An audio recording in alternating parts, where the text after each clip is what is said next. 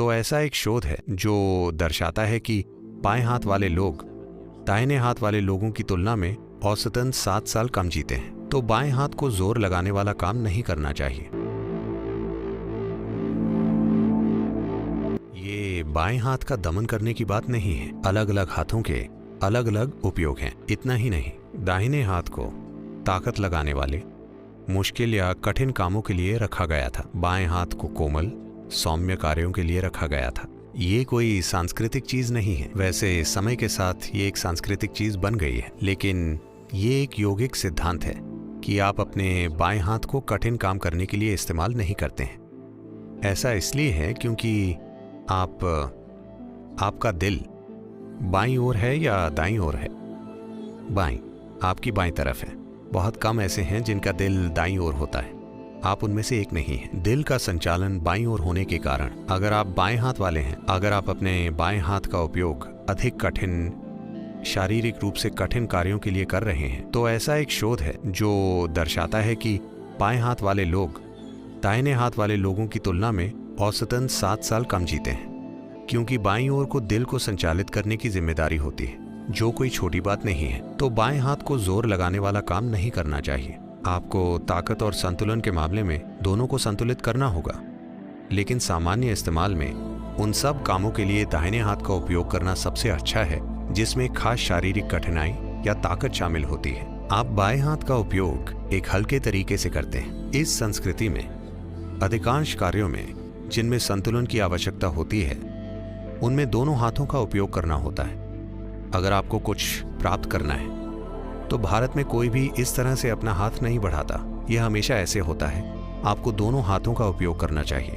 अगर आप कुछ देना चाहते हैं तो आप इस तरह नहीं देते, आप उसे अपने दोनों हाथों से देते हैं। तो जिस किसी चीज में संतुलन की आवश्यकता होती है, आप अपने दोनों हाथों का उपयोग करते हैं। ऐसी कोई भी चीज जिसमें शारीरिक रूप से कठिन कार्य की जरूरत होती है, आप सीधे हाथ का उपयोग करते हैं। कुछ दूसरे कार्यों के लिए आप बाएं हाथ का इस्तेमाल करते हैं। ये ऐसी समझ है जो शरीर को एक खास तरीके से देखकर आई है।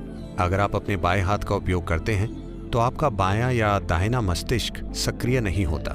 नहीं, ये वैसे काम नहीं करता, वरना सभी बाएं हाथ वालों का मस्तिष्क अपने उफान पर होता। जरूरी नहीं कि वैसा हो।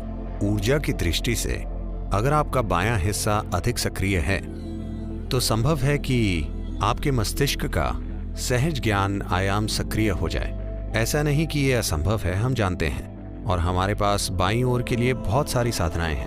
अगर आप देवी मंदिर गए हैं तो सब कुछ बाईं ओर है, क्योंकि आपके भीतर ये ईडा है, ये पिंगाला है, ये पुल्लिंग है, ये स्त्रीलिंग है। स्त्रैण को एक खास तरीके से संभाला जाना चाहिए और पौरुष को बहुत अलग तरीके से, क्योंकि पुरुष और स्त्री के मुख्य लक्षण मूल रूप से अलग हैं। ये इसका सवाल नहीं है कि ये, देखिए, लोगों के लिए सोचना बहुत अपरिपक्व है कि कौन सा बेहतर है।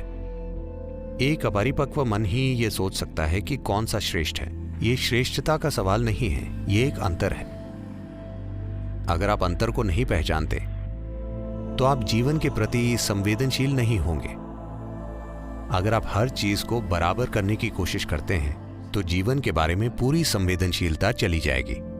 आपको अंतर को पहचानना होगा, लेकिन जरूरी नहीं है ये अंतर एक भेदभाव की प्रक्रिया का रूप ले ले। अंतर होते हैं, इनकी प्रकृति भेदभाव की नहीं है। अभी पुरुषों को इस कुंड में जाने की अनुमति नहीं है, ये भेदभाव है, ये बस एक अंतर है। तो दाएं और बाएं को अलग अलग तरह से इस्तेमाल करते हैं। ऐसा नहीं है कि एक दूसरे से श्रेष्ठ है, वो अलग हैं और उन्हें अलग तरीकों से काम में लिया जाना चाहिए।